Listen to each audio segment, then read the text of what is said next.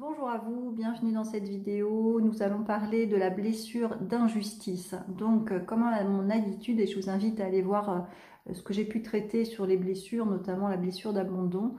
Allez voir également la vidéo sur la justice versus la justesse, parce que c'est en lien aussi certainement. Je vais donc me connecter à cette notion de blessure d'injustice, qui fait partie des 5 blessures de l'âme. Donc... alors, qu'est-ce qu'on me montre? Blessure d'injustice. Alors, la blessure d'injustice, en fait, correspond à un regard, à une histoire, à un passé, à quelque chose qui a été vécu avec une sensibilité qui est propre, en fait. C'est pas la même sensibilité que celui du voisin. Voilà, c'est avec sa sensibilité, la blessure d'injustice, en fait, est encore plus douloureuse parce que c'est comme si on ne pouvait pas l'expliquer parce que l'autre ne voit pas ça comme une blessure d'injustice. Il y a cette incapacité de communiquer, il y a cette incapacité de dire la souffrance qu'on porte sur le cœur, tellement c'est lourd, tellement c'est difficile. Et ce qui est difficile, c'est aussi de pas être compris, en fait, de pas être perçu par l'autre, en fait. Et ça, c'est encore plus, ça rajoute en fait à la blessure d'injustice. Il y a la blessure d'injustice qui dépend d'un point de vue, qui dépend d'une vision du monde, d'une sensibilité, et qui est rajoutée à ça le fait de ne pas être compris par l'autre, ou pas être compris en fait, c'est-à-dire que l'autre a sa vision du monde qui lui est propre aussi, et donc il ne perçoit pas ça comme une injustice, en fait. Et c'est ça qui peut aussi faire, je vois, comme des bras ballants, quoi, faire comme un effondrement, comme quelque chose que ouais, il y a comme comment dirais-je, guidez-moi dans mes paroles s'il vous plaît, un abandon finalement,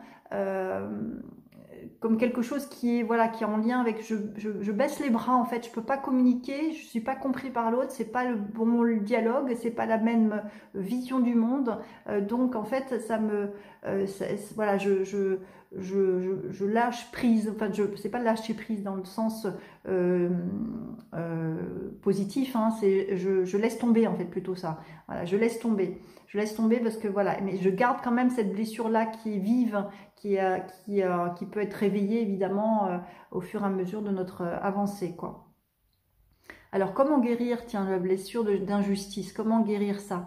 Ben, en fait, je vois en fait qu'on remet des morceaux de son cœur, comme si le cœur avait été cassé en 1000 morceaux, et qu'on reprenait les morceaux bout à bout, on les met bout à bout pour pouvoir donc se donner des petits cœurs, enfin des petits cœurs, ouais, des petits cœurs d'amour, en fait, pour compléter, combler, en fait, ce qui a été brisé. Hein, mais c'est quand même un cœur brisé que je vois, quoi, hein. C'est la blessure d'injustice engendre ce cœur brisé, et c'est surtout, comme je répète, hein, comme si, enfin, ce qui est le plus douloureux, c'est de ne pas pouvoir exprimer à l'autre, et que ce soit compris par l'autre. Alors justement, je connais quelqu'un qui, pour l'expression et pour guérir sa blessure d'injustice, s'est mise à chanter. Hein, et qui chante merveilleusement bien, bien sûr.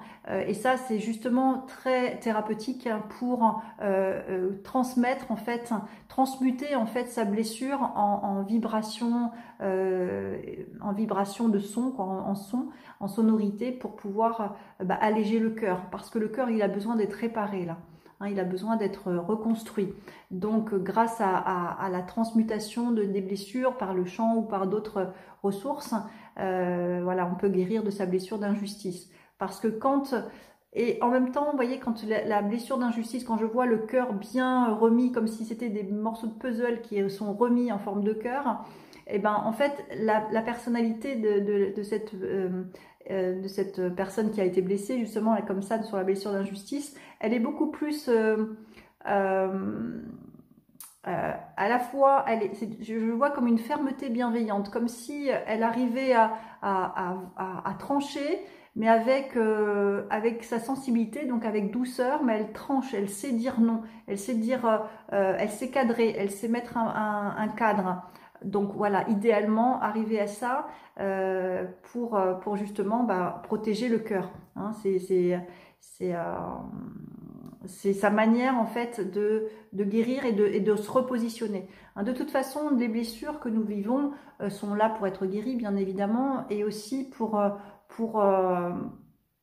la manière dont on va la guérir va servir les autres en fait. Donc c'est pour ça que ça a toujours du sens d'aller travailler sur soi, d'aller travailler sur ses blessures, parce que c'est dans notre intérêt bien sûr, mais c'est aussi dans l'intérêt du collectif. Tout ce que l'on guérit et la manière dont on la guérit va servir aux autres. Donc je reprends cette personne qui chante aujourd'hui, qui donne des cours de chant, voilà, elle a réussi à transformer sa blessure en quelque chose de beau finalement, d'élevé pour son bien-être et le bien-être des autres. Et également, elle va sur ce chemin d'apprentissage de se mettre dans une fermeté bienveillante, de savoir dire non et de se positionner. Hein, donc c'est le cheminement de cette blessure-là. Voilà, j'espère que ça vous parle, j'espère que ça vous voilà, que ça vous enseigne aussi. Moi, ça m'enseigne bien sûr toujours hein, d'aller chercher les définitions là-haut, j'adore ça. Donc n'hésitez pas à me contacter aussi si vous voulez que je me connecte sur des notions et d'aller voir en fait ce qui nous est transmis là-dessus. C'est toujours intéressant pour tous. Voilà, je vous souhaite une belle continuation, bien à vous.